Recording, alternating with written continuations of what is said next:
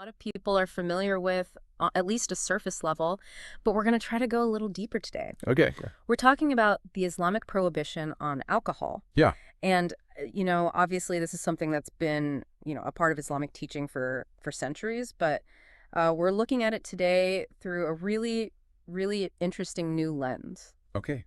I'm intrigued. What is it? Well, the source material that we're looking at is actually a conversation that was published in the Journal of Islamic Psychology and Islamic Philosophy. All right. And it was between a scholar of Islam, Dr. Raja King, and ChatGPT 4.0. Oh, wow. An AI. Yeah, So we're getting an AI perspective on this, huh? exactly. And so it's, already you can see how this is going to be a really fascinating discussion. Right.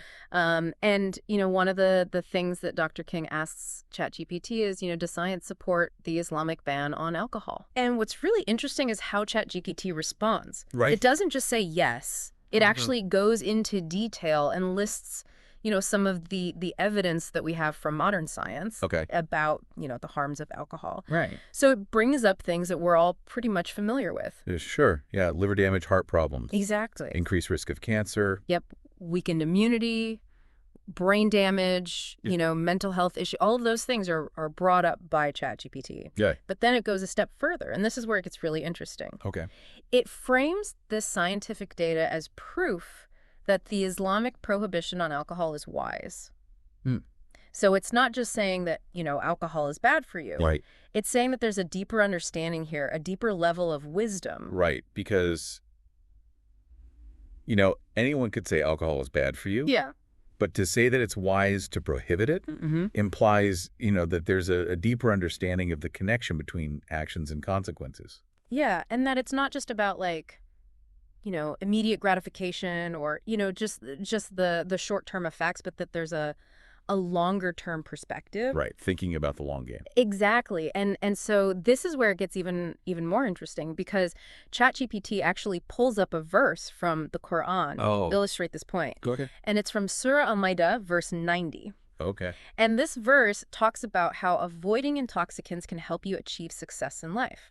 Okay, so it's tying it back to the primary source, Yes. Quran. And so it's not just about your physical health. Yeah. It's about, your overall well-being and, achieving your full potential. Yeah, that makes a lot of sense. And so, what's really fascinating here is that, we have this ancient text that was revealed over 1,400 years ago, and it seems to have already understood this connection between, avoiding harmful substances and living a healthier, more fulfilling life. It really makes you wonder, if an AI can recognize this wisdom, that's present in these ancient teachings. I mean, what else might we discover? Right. What other insights might be hidden within these texts that maybe we're just now starting to understand? Right. And does that change how we view these ancient traditions? Right. Yeah. Do we now have to sort of reevaluate and rethink, what we thought about them? Exactly. And it makes you wonder if maybe some of the things that were considered wise back then we're only now starting to fully understand. Yeah, through the lens of modern science and technology. Exactly. And so I think,